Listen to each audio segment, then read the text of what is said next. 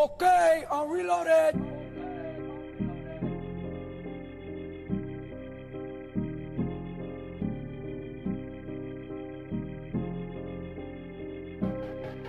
We got London on the track. Tell me, do you know the feeling?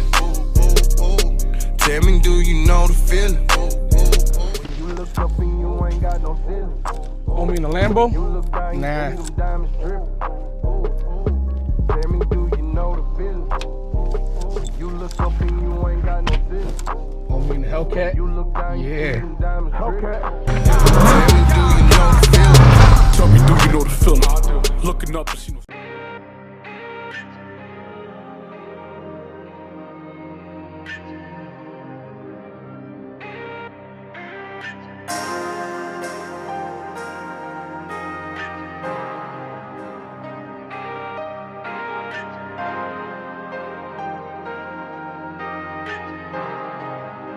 The Martians.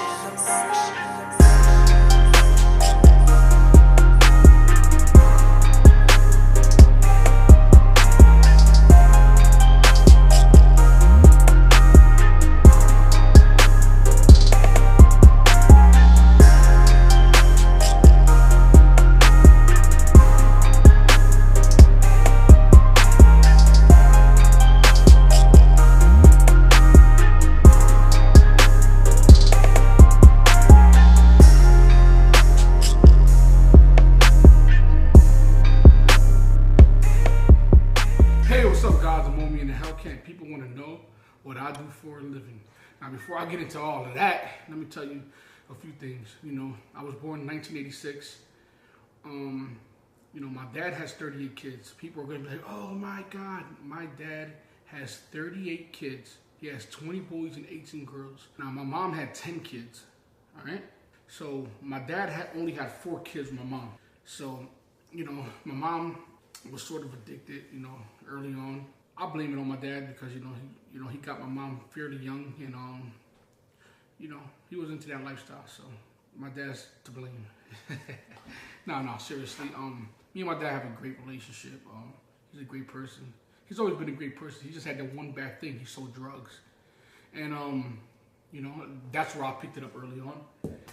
So it's never too late in your life to try to straighten up. Like, I knew by the time I caught like my 3rd case that I didn't want to be into the street life. I knew I wasn't about that life. I knew, you know, this is all within finding yourself. You need to just sit back and find yourself as a human being.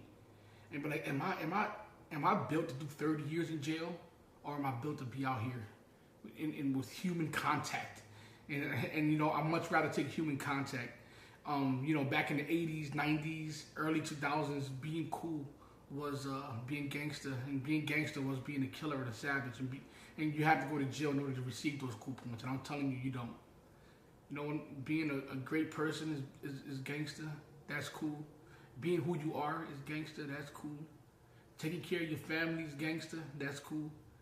You know, being a bum is nothing in life. You know. But anyways, you know, my father went to jail when I was like 4. Which led me to live with my stepmother. Now, my stepmom she loved me. I'm not saying that she didn't love me, but she didn't know how to display the love to the point where, like, I was on Ritalin and Adderall at the age of 5. You know, I remember being 5 years old and 6, 7, 8 years old and being locked in basements. Even though my bedroom was in the basement, but that's not ideal for a kid. You know what I mean?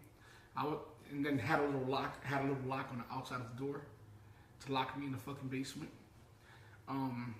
It was a really bad childhood for me. I know my stepsisters will disagree, you know, especially one of them I love to death, Dede. But besides that, you know, it wasn't an ideal childhood for me. You know, I wanted to be with my real siblings. My mom had my other brothers and sisters, which left with my grandmom. You know what I'm saying? So I was the only one that was still living in Philadelphia. My whole family, all my brothers and sisters from my mom, were living in Massachusetts. So, you know, in 1993, my real mother got custody of me. You know, I remember that day like it was yesterday. I got carried out the courtroom. I was crying like a little baby because I wanted to go back with my stepmom. I didn't know these people. They were taking me into the elevator. And And so and behold, my mom was happy. Me leaving my mom, like, because, my father had political ties here in Philadelphia because he was such a big drug dealer. My stepmother worked for a congressman or he was like a legislator at the time. I don't know what the hell he was. His name was Carlos Matos here in Philadelphia. He was a part of this organization called North Square Park. And somehow my mom had lied on the application. When her biological son, she lied and said that she lived in Philadelphia. I don't understand why that even mattered. But, my stepmother got awarded custody from me again. From her real mother, from my biological mother. It makes no sense. But everything worked out the way it worked out. And guess what? I'm sitting right here talking to you. So let me tell you something. Life makes zero mistakes. Makes no mistakes. So, my stepmother got awarded custody. I remember that day like it was yesterday. I was 5 years old. Police broke into my mom's apartment. I remember my mom crying. I wound up staying with an officer that night and heading back to Philadelphia like 2 days later. That led my mom to get back into the drugs and, which a couple years later, 2 or 3 years later, she got deported. She got deported back to Dominican Republic, which that was the last time I seen my mom. She asked me what I wanted for my birthday. I remember one time I came to visit her. I came to visit when my dad got out of jail. My dad got out of jail when I was 9 years old. When I was 9 years old, I went to Massachusetts, Springfield, Massachusetts. My grandma lived on this block called Belmont Street in Forest Park area. And I remember my mom walked in and she asked me, "Bio, what do you want for your," because my mom called me Bio. She said, "Bio, what do you want for your birthday?" And I said, "I want a jumpsuit." I ain't never seen my mom after that. Now, I spoken to my mom in 2004 when I got out of prison after being shot. I got shot in my neck during a home invasion. I don't tell people a lot of my business because, I'm not looking for sympathy. I'm looking for change. This is why I wake up so happy and I'm blessed because, being shot in my neck, by a so-called friend at the time, changed my perspective on life, how you treat people and, who you let in your home and do people really have good intentions for you. But yeah, the last time I talked to my mom was in 2004, and I don't know why that was the last time I spoke to her. And my mom died in 2010. I just don't understand how or why that was the last. I don't remember. Damn, it's fucked up. My dad's still alive. My dad had me at the age of 50. So, my dad right now is 80-something years old. He was born, 1944 or 34 or something like that. And my dad's in his 80s right now. He's like 83. March 5th, what is it, 44, 54, 64, 74, 84. No. He was born 1934. My dad was born 1934, dude. That's like around the time where Germany was fucking going crazy, dude. Like World War I type shit. My dad was born in 1934 in Caguas, Puerto Rico. My mom is from Santo Domingo, República Dominicana. And I talk like a Puerto Rican when I talk Spanish. But yeah, so, I was in and out of Youth Study Center in Philadelphia. I went to Glen Mills. Somehow my judge loved me. I had an amazing, amazing, amazing judge who saw something in me before I saw something in me. He was an amazing judge. He never wanted to adjudicate me a delinquent, so he adjudicated me an independent, which means that DHS services took over. Instead of me being charged criminally, I was being charged as a not as a delinquent, but independent, which means I had a broken home, which is fairly true. We was fucking selling crack out of my house around that time, and my probation officers from the Youth Study Center, they'll come over my house and they'll sit in front of my house and they'll watch people come in and out my house all day long. Like I wish. Listen, never sell crack when you're arrested, man. That shit fucked everything up for me and my dad. But lo and behold, I had a sister named Ada. Ada was one of the worst things that ever happened to me in my life. She is a nightmare. Now, Ada is my dad's daughter. Now, sister, my dad has 38 kids, so my oldest brother, being Johnny, is in his 60s right now, and he lives with my dad. This is a true story. He lives with my dad right now. He's in his 60s. So my dad's first marriage happened in New York when he came from Puerto Rico with his wife, and he settled in New York. You know what I mean? He started having his kids in the 60s and 70s over there. You know what I mean? So yeah. So Ada is my dad's daughter. Now, you know, she was one of the biggest crackheads ever. I'm talking about one of the worst people you will ever meet, conniving. You know, she still hits me up and texts me to this day, and I don't even fucking pay mind to her. She's very conniving, very thief. She made my childhood a living hell. When I say a living hell, I mean a living hell. She never let my dad be happy. You know, she's a very bad person. Very bad person. You know, she scammed her way around. You know, at the time I used to casework my dad's block, so you know, we were selling crack at the time. This was in 2001, and she would literally steal everything from me. She would steal my GameCube, my Xboxes, and you know, sell them to the guys right down the corner. Like, such a fucking bad person. Such a bad person she was. And you know what is crazy is that bad people like that still be kicking around, and the good ones die young. It makes zero sense. But you know, she'll call my probation officer because, you know, I didn't let her steal anything from my dad. You know, I was caseworking the block, and you know, she'll smoke 5 or 6 bundles of crack a day, bro. I'm not even joking. This bitch was the crack monster. Like, she'll smoke 10 rocks at once. Like, no joking. That bitch, I'm telling you, bro, she had more bass than a fucking DJ Mustard beat, bro. Holy shit, that bitch could smoke some rocks. But she will always be fucking up money, and man, you have no idea what I went through with that woman. She made my life a living hell. So leaving home at the age of 16 to go live with my brother Dro was probably one of the best things that ever happened to me. But you know, I had to learn how to like make my own damn money. So, you know, selling a little bit of weed here and there, and to the point where, you know, one of my friends came and shot me in my fucking neck during the home invasion. They didn't think I was going to be there, and I wound up being there, and I wound up getting shot, and then I wound up going to jail because they wound up recovering 20 pounds of weed in the house. It's a fucking mess. It was a mess. It was a mess. But lo and behold, you know, I got out of jail, started working landscaping, started doing good for myself all over again. Then I got back into the drugs, selling drugs here and there. This is why, guys, it's essential. It's essential you finish school. It's essential you do the right things. It's essential you have a great relationship with your siblings. It's essential not to do people wrong, because shit comes back. And when you do something bad to somebody, you can't expect them to react the way you would think they would react. Like, you can't go and smack somebody and expect them to just stay hit. Like, if you smack somebody, you have to prepare to die, because you don't know what that person may be capable of. You get what I'm trying to say? So treat people with respect. Treat other people good. You know what I'm saying? If you don't, like, stop stealing shit. Like, stealing is one of the worst things you can do, all right?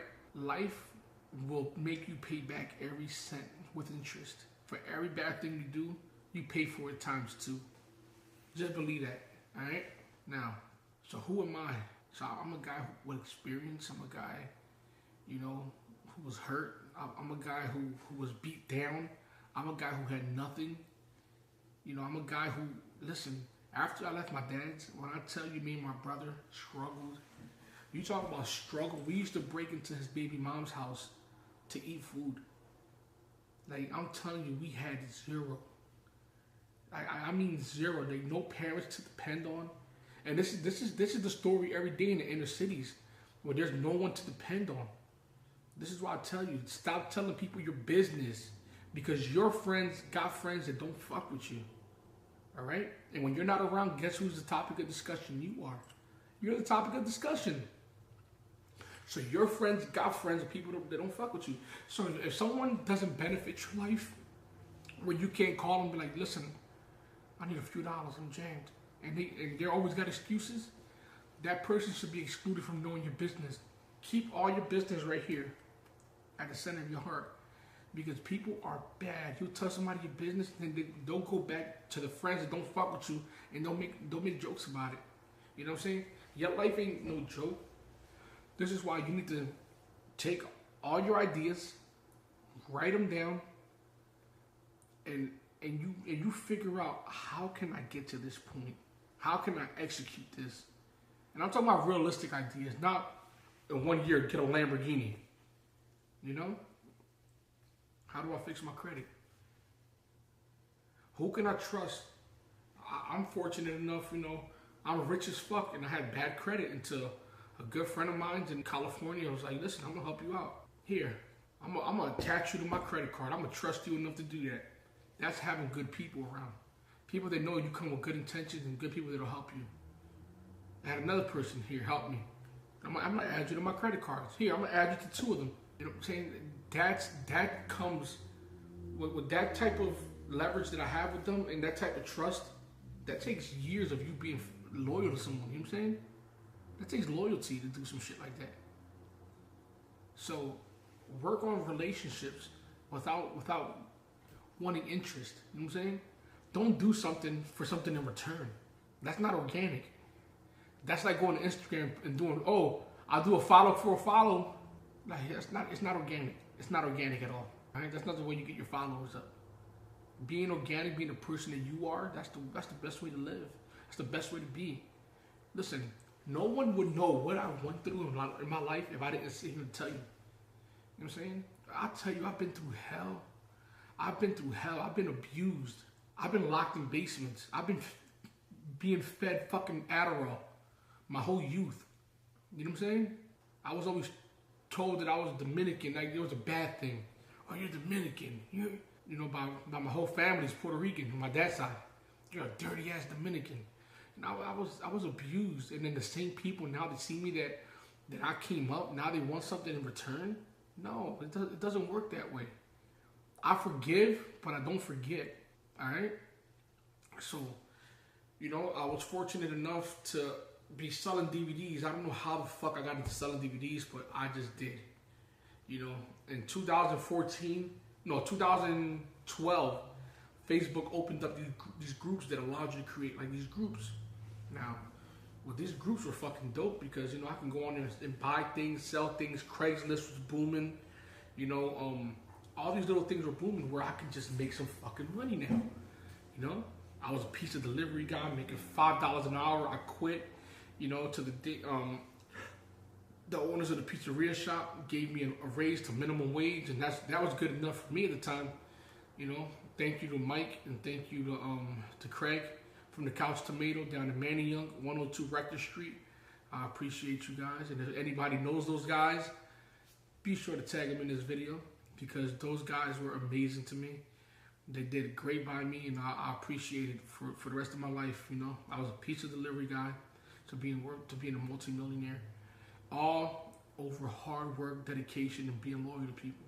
That's all I know how to be. You know what I mean? I knew that I wasn't a street guy. I knew that I wasn't a thug.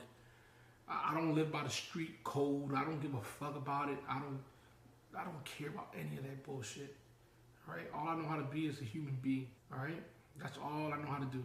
So, you know, I started selling DVDs, but it became kind of obsolete. Right? So I'm like, you know what? How do I make some quick money to get me over the hump? Now this is my logic. Now this is where you guys are gonna fucking learn not to make the same mistake that I made. Here it goes. Oh shit, I got $30,000 saved up. This is you, for instance. Babe, I'm gonna buy a brick. This is the last brick I'm gonna buy. And I promise you, I'm done. That last fucking brick that you buy be the reason why you're in jail for 25 fucking years. Alright? There's never, listen, the only way to get out of the game is just to get the fuck out. There's no timeline. There's no perfect time. Get out and deal with the consequences of getting out. Now don't get out and get back in. Alright? Now this is what happened. I said, how can I make some money real quick? So I was selling DVDs. working pizza delivery. I quit my delivery job.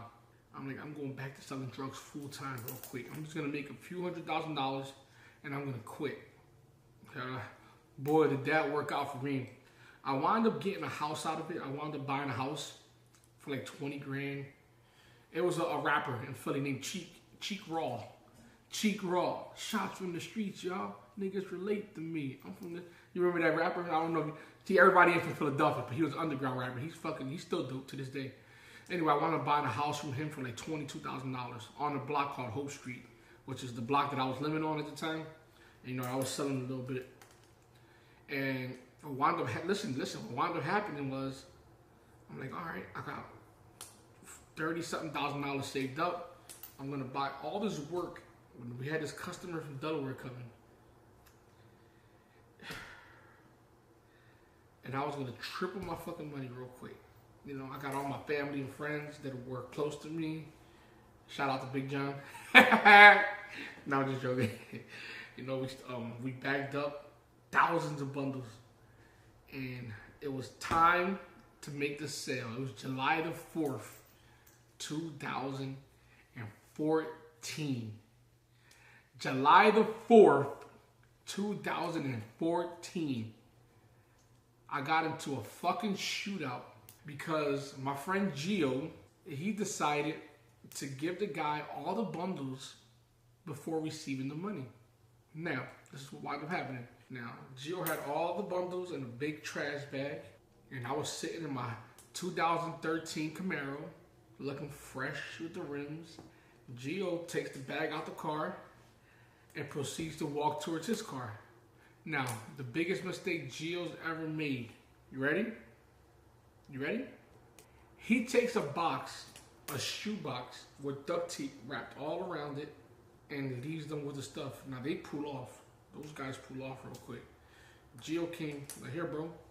I said, what the fuck is this, Gio? He said, that's how he gave me the money, bro. I said, Gio, it's duct tape, Nick. I ripped it open. It was nothing but newspapers inside. Newspapers, bro. Newspapers. So my $30,000 went right out the window. And I thought that I was going to triple my money. Now, what do I do in a desperate time? I reach for the gun, put it on my lap, take off in the car. I had a real loud Camaro. So I'm coming down Harbison Avenue. Now Harbison, I see them to my fucking left. I'm coming the opposite way. They saw me. I looked at them. I'm like, yo, where my shit at? Pulled out the window. Nah. You know, we had cap guns too, by the way. They were cap guns. And did a U-turn on Harbison. Now we're coming up the road and we're dipping and diving through traffic. Thank God no one was hurt. There were a few bad things that happened. No one got hit. You know. I got back home. Now this is the best thing that's ever happened to me. No one got hurt. No one got hit. They took the drugs. So at this point in time, I've never made a sale up until that point because I wasn't selling drugs. So it was just one quick sale and I was done. I invested all the money. You know, I came back home. I told my wife at the time, I said, I'm done. She said, what the fuck you mean? I said, I'm done. She said, what happened? We got robbed. You got robbed? No, Gio got robbed. He got scammed. You know, I sat on my bed like, you know, when you just lost everything, you know, you can't feed your fucking kids or... Oh, man, this shit still hurts me to this day because, like, the feelings and emotions that I was going through that day. This is why I don't do people wrong. This is why I don't do people wrong. Because you don't know how bad you could be hurting somebody. You don't know how bad you could be doing something fucked up to somebody. Like, when I tell you I was hurt, I was hurt. Like, I wanted to kill myself. Like, I didn't have nothing. They left me with nothing. Nothing. just the house up the street that I was renting out. Thank God I fixed it with the money. And you have to be mindful of what you do to people, man. You really do. So that was the last time I sold drugs in 2014. I've always said it. Listen, I'm transparent. I have nothing to lie, hide about. Would I ever sell drugs again? Fuck no. Fuck no. Fuck no. And you know, I laid on my fucking bed, just, you know, stressed out and hurt and defeated. And you know, for like almost a week straight, she'll come in the room like, "You okay?" And I'm cool. Just leave me alone. I want to be alone. And, you know, I want to be alone. I'm hurt. You know, I'm real religious. I don't speak about my religion, but I'm real religious. So, you know, I'll go in the showers. This is what helps me out when I want to pray. I take dark showers in the dark, hot water, and that's how I pray. Let the water go over my head and pray. It just always works for me. I remember one day I was laying on my fucking bed. I don't know what it was. I don't know what it was or what happened. I was laying on my bed and I thought, fire stick. I said, oh shit, fire stick. Now, I don't know where I got fire stick from. I've never seen a previous fire stick commercial. I've never known nothing about fire sticks. It was like God was like, nigga, fire stick, nigga, wake up. Wake up, nigga, fire stick. Popped right to my head. I said, yo, God talked to me. God talked to me. And she was like, what you mean? I said, yo, I'm telling you, it was like so vivid. It was like a vivid thing. Fire stick. I was fire stick. And I never heard of this thing called a fire stick before. Never. All I remember is me racing down the steps. Boom, boom, boom. Got on my computer. Started talking to this guy named Husham. You know, I watched the video. I sent them a message. It's like somebody sending me a message right now and me getting right back to them. And they're here tomorrow, right next to me. Like that just doesn't happen every day. I sent this guy a message during a time where everyone wanted his attention in the Cody community, and he reached back out to me in particularly. You know what I'm saying? He reached back out to me and he said, hey, would you like to join the live show tomorrow? And I said, sure, on the topics that I didn't even know or knew nothing about. But all I remember is that I was in this Cody community.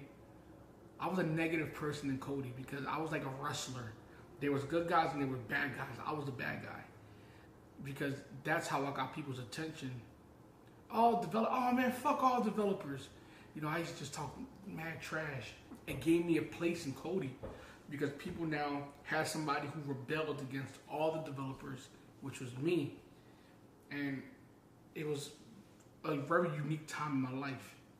Now, you know, I meet this guy named Dexter through Cody. You know, he sent me a message, he sent me a picture of his room, and we start talking. Lo and behold, we created an app, made some fucking great money. I sell the app. That's where it ended. Made some money in the Cody community, buying fire sticks and buying cheap Chinese boxes through Amazon.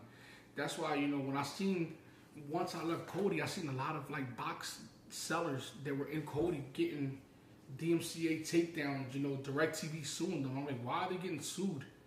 Amazon sold the fucking boxes to them. You know? It's sad to say, but it's true. You could look up all my damn history through Amazon. I was buying all my boxes through them, so why should I be getting in trouble when they're the damn manufacturer? Well, they're not the manufacturer, they're the ones that are taking in bulk orders. But, you know, I started selling houses, but the key point here is that sometimes you have to walk through hell, right? To then relax in the water. Like it just that's the way life works sometimes. You have to face adversity on every damn level, and to a point where it makes sense that this is why you're blessed.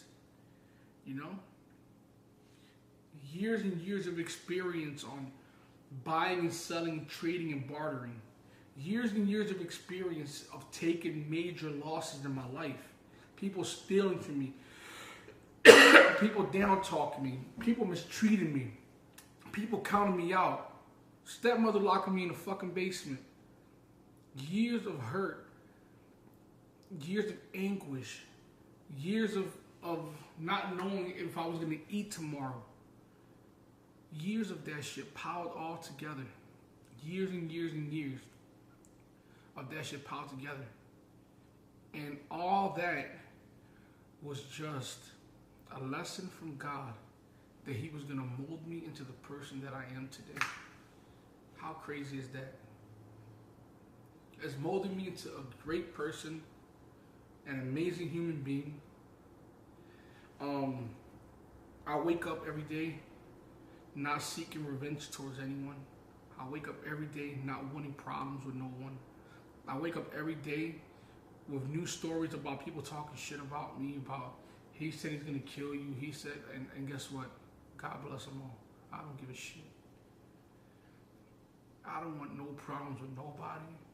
I just want to be left alone. I want to continue this YouTube career that I also love. It's hard, but it's damn worth it at the end of the day. I want to show people that, you know, I do come from the inner city, that I do come from struggle, that I do, you know, somehow, you know, it's just even hard to talk into a camera knowing half of the shit that I've been through. I sympathize with you guys, because life isn't easy, it isn't fair, and this comes from generation of having bad fucking parents. I don't care what you say, what he said, she say, what we all say. This comes from years and years of even though our parents mean the world to us, even though our parents want the best for us, they just didn't get that love and that dedication from the parents that came before them. So every generation is just trying to do a little better, and they gain an inch, and they gain an inch, and they gain an inch. You know, it's hard. It's hard to tell someone, hey, go to school when everybody else is wearing Jordans and you want money now. You know, single mother losing all her kids to the streets. You know, it's hard to tell someone to stay positive when there's such an oppression inside of these inner cities. Even though we're not oppressed as people, there's an oppression on certain target market areas, and that's just the inner cities where mainly our colors lives. I'm not saying that the system is rigged or is racist. It is, but I've never really felt racism towards me. It's just that we're just targeted as people in general. You know? Either we get up off our ass and become something or someone in life, or you go through the system the way it was designed. That's just life. Life in every way. You know what I'm saying? This is a lot better than living in dictatorship and fucking in a dictator's country. Like, America is one of the best countries in the world. Every country has flaws, but this is just the way life is. Alright? You get your ass up and you fucking grind. You grind till the wheels fall off, baby. That's it. It's not easy. Shit, if I didn't have nothing right now, I have no one to turn to right now. That's why all this fucking money I spend doing dumb shit, like, I need to tighten the hell up too. Let them know that this ain't generational wealth, baby. This is first generation. It starts with me. That my kids got to take care of their kids. I have to show them the way. But right now, how can I show my kids the way when I'm still learning this shit myself? How can I teach my kids anything when I don't have time? I'm not a 65-year-old man who dad left everything to. You know what I'm saying? This all starts with me, so I have to build this shit from the ground up. I have to distribute it the right way through all my kids and let them know, listen, you don't need that. Your credit's important. These are things that I wish education actually showed these people, but they don't want you to know these things. They want your parents to be educated enough to teach you. And you know, the government's worst nightmare is Google and YouTube, because you can learn everything. Those are trade schools' worst enemies, because now everyone can learn something. You don't have, like, now you can learn trades. Like, literally just watching YouTube. It's incredible. So who is Omi and the Hellcat? Omi and the Hellcat is an entrepreneur. Omi and the Hellcat is a club, bar owner, restaurant owner. Omi and the Hellcat is a real estate company owner. Omi and the Hellcat owns Reveale Constructions. I am more than just, I am an entrepreneur. I'm more than just Omi and the Hellcat. I'm a great person. I want to thank you guys for watching. And some people may not agree with my past life, but like I said, man, we all have access to change. All you gotta do is tap into it. You know what I'm saying? You don't have to be a gangster. That shit is gonna lead you nowhere. But doing life in jail or dying in the streets young and early, you know, we all have something to live for. People remember that they have families once they're in jail. Mom, I need help. Like, why you ain't contact your mom when you was out here running the streets? Damn, bro, I need help. I have nothing but information for all of you guys. And I plan on being here for a very long time to share it with you guys one step at a time. Remember, guys, at 500,000 subscribers, I will be giving away $50,000 to one lucky viewer that's actually watching this right now. It's fucking incredible, the power of the world, that I'm looking right through your screen, just watching you motherfuckers, just watch me. It's incredible. It's incredible. Remember, change is within arm's reach, man. You just gotta get out and do it. Things may seem impossible. Stop trying to keep up with social media. All that shit out the window. Keep everything right here. Held nice and tight to your heart. You know what I'm saying? Keep your ideas nice and tight to your heart. Do some research. Keep reading. Research, read. Research, read. You got $1,000 put away. My advice to you is find something that one of your friends may want or need. Study people through social media. See what they want and need. They like to go out. They like to smoke hookahs. Go to dhgate.com. Buy some special hookahs and sell it to them. Like, you can make money doing anything. There's money to be made in this country. I see $1 million cars everywhere. I see yachts everywhere. This money is in arm's reach. All right? You just got to tap into this shit. And little by little, I'm going to start exposing some things. And I'm going to be learning with you guys along the way, too. It's incredible how life works. And it's incredible how I'm here watching you guys through everything I've ever been through in life. Which means, and proves to me that there's somebody upstairs right now watching this movie. And this is a movie. I'm telling you, there's no way that I can be in the position that I'm in right now without this being a fucking movie. It's incredible. I can wake up and just do whatever the fuck I want to do. It's incredible. Thanks for everything, guys. Thanks for watching. I'm Omi and the Hellcat, and I'm out of here. Yo, hit that subscribe button, bro. Hit that subscribe button. Peace out, y'all. Roar. Looking up and see no stunning. Looking down to see dripping. Neck worth for $500,000. Niggas mad cause I'm living. On Instagram trying to kill them. But I'm too busy fucking bad bitches getting M's, nigga, I'm chillin'. Twin size, had to sleep on it. New crib, drop 3 on it. Hit the club and just keep going. See, I'm gonna stop, but I keep throwing. If she